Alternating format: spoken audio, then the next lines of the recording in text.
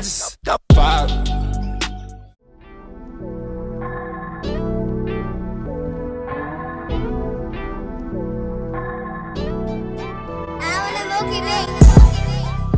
What's going on YouTube? This is your boy J.Marrtt. Thank you for tuning into my second video. This is the mid fade and curls tutorial.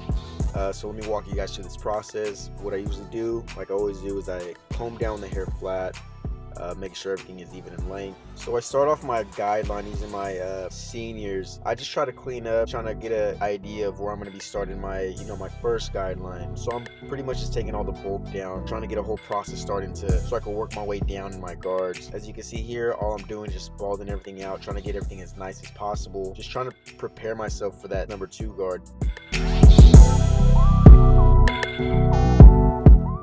So you guys are going to start seeing how I attack this fade. He has really dark, thick hair. So what I do, I open that blade up just because, like I said, I don't want to go too high into his fade. And I work my way down. So after that, I do put on a 3 guard, taking up that extra bulk that's up there that you see that's going into the curls. I want to bring all that down also and actually want to make a transition into that fade. And I do the same process. I open that blade up, cut, and then from there close it, cut again. From there I just work my way down.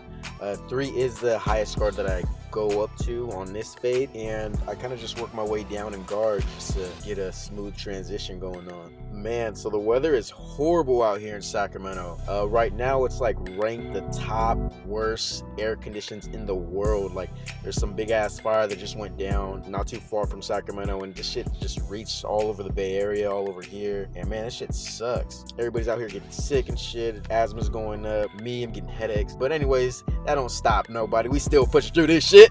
So here we go. So from here, this is what I'm talking about. This is the highest guard I use. This is that 3 guard, and you can see here I'm pushing up those curls just because I don't want to cut them off, or I don't want to make it look all types of choppy. So that's why I am combing the curls up and like kind of gradually like kind of scooping them out, so where I can make a transition, makes my transition easier into that darker part of the hair to where the curls do meet.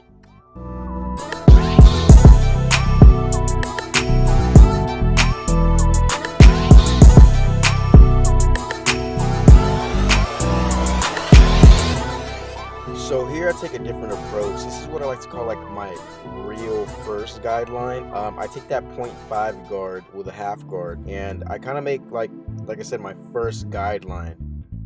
So the reason why I do this with the 0.5 instead of like just going straight in with the bald clippers, I want to make sure everything has like a blurry transition, and this kind of keeps me from raising my fade, and it leaves the balding for the last part, just because for me it's easier to fade into that area that's already faded.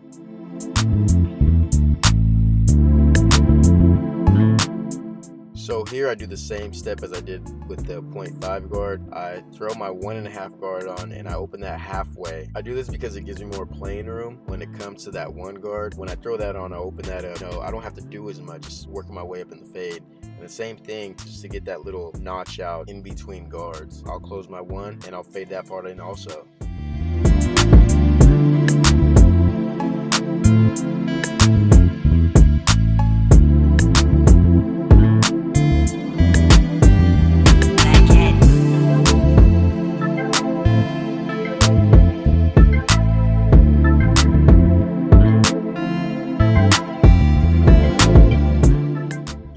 Same steps when it comes to fading down, and I'm flicking out that hair using that flick out motion. I don't want to go straight into the hair because I don't want to create any more guidelines for me to take out.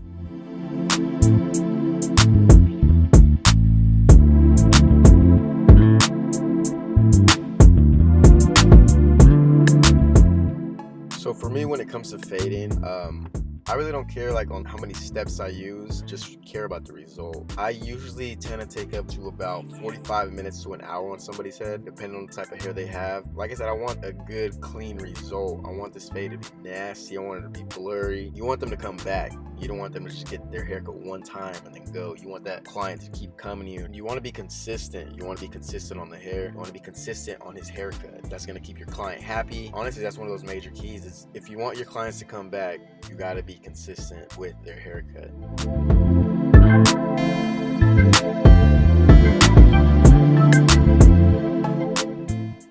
where I'm finally using that point guard again, or 0.5 guard again, and I'm fading up the rest of that smaller area that I didn't fade previously with my 1.5 guard and the 1 guard. So I'm fading all the way up into that. Same thing, using a flick out motion and trying to get this smooth transition, trying to get it as smooth as possible. And as you can tell, I'm always brushing down too every time I'm cutting. That's gonna get those little hairs that are poking out. I want everything to lay down flat, and like I said, I just want it to be really smooth.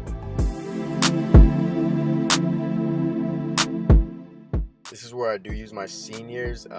I use these because they get closer to the skin, and honestly they just balled out way more than my 5 stars. So I continue this process, try to get it as clean as possible. Same thing, I'm kind of playing with the lever and trying to fade into that 0.5 area that I was just previously fading.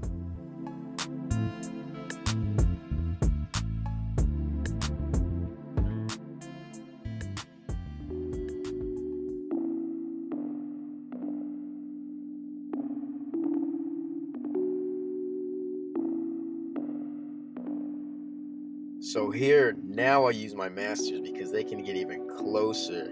Like I said, I don't really worry about all the steps I take. I just want the fade to be perfect. I will keep going over something until, you know, it's up to par, until it's up to my standards, until I like it. So here I am just attacking this fade. Same thing, now taking out that other guideline. So I put my 0.5 guard on, and I'm kind of just doing like cleanup work. This is what I like to call cleanup work. I'll go back when I'm already done with the fade, fix up any little patchy area that I don't like. You'll see me keep going back and forth. I'll either go back and forth with my 0.5 or my 1 guard, and I just, like I said, I do that cleanup work.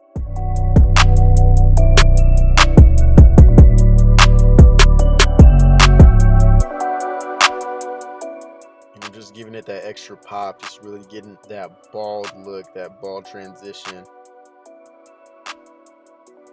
So I get a lot of people asking me through DM, like, how long I've been cutting hair. This is actually my first year in a professional barbershop. What allowed me to do that was a apprentice program. And honestly, they're able to get something started for you. Here in California, it's a 2-year program, which allows you to work in a barbershop while going to class and learning the criteria. Class is only once a week, and that's on Mondays. So, I mean, it's pretty easy. You show up for 2 hours, and we learn the necessary knowledge, equipment, and skills to become a licensed barber. So before the apprentice program, I was actually cutting in the garage, and I started when I was 15, and at the time I only cut hair, to be honest, to have money for candy or shit like that. You know, I was a little kid, to go to the movies or to go shopping for something. So I never really took it serious when I was younger. I mean, it wasn't until this year till I had to resort to plan B, and plan B was always barbering for me. Just some shit went down in my life where I just had to make extra money, and it's a blessing that all that shit happened to me, because I wouldn't be here today. I wouldn't be cutting hair, doing something that I love to do. One of those things I suggest is, man, if you love doing something, go out there and do it. Just go out there and do it. Take the risk. Don't be scared. A lot of people are scared to take risks. They want to be safe. They want to be secure. They want to play it safe. So passion doesn't direct them. Fear does. And then that's when people start to exploit themselves and start being controlled by fear. If you love something, man, you got to go out there and get it, man. You can do anything you set your mind to. You can't let the fear of losing be greater than the excitement of winning. That is major key. So back to this tutorial. So I'm repeating everything I did on the previous side, but this side I'm literally just gonna fast forward like a buddy with this tight ass shirt. But I'm literally gonna fast forward through this whole process. It's the same exact steps that I use on the other side.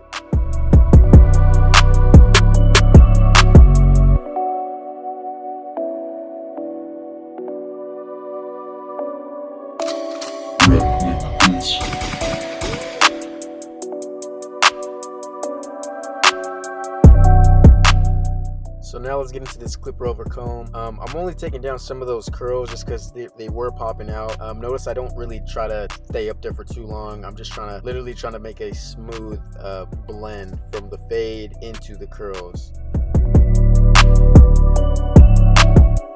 So I am brushing this hair down, trying to prep it for the lineup. I do use spritz. I spray spritz on that hairline just to make it stiff, and blow dry it with hot air just so it hardens and freezes the hairline.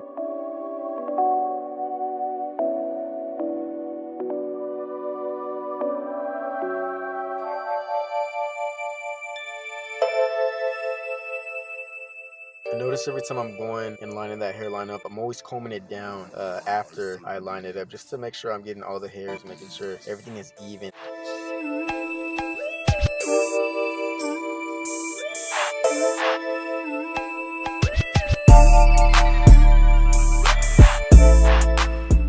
when it comes to lining up the edges of the hairline, I always try to use the eyebrows as a reference. So I'll try to match up a point where the hairline meets the eyebrow, and I'll do the same thing on the other side.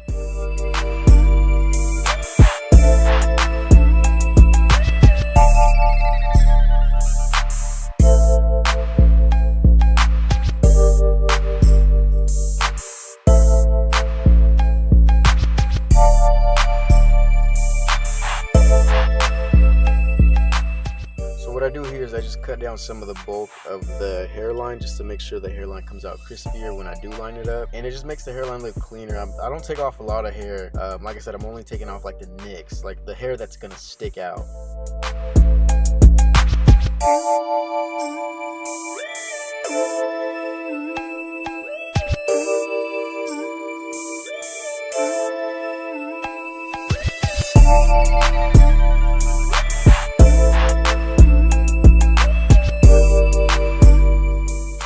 So after I get done lining it up with the razor, I lay some spritz on there again for the enhanced fibers. These are the enhanced fibers black. You can purchase them at the Rich Barber website. They make that whole hairline pop. Like I said, you want to make your client feel like a celebrity when they leave that chair. Like I said, clients do appreciate this. They look at themselves in the mirror and just be like, God damn, who is this dude right here? You just look like a whole new man. And like I said, people do appreciate this.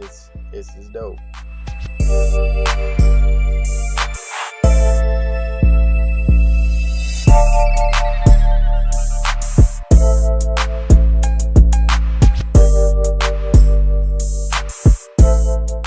You see me just going through the hairline again, just trying to get it even sharper, and make the whole thing pop.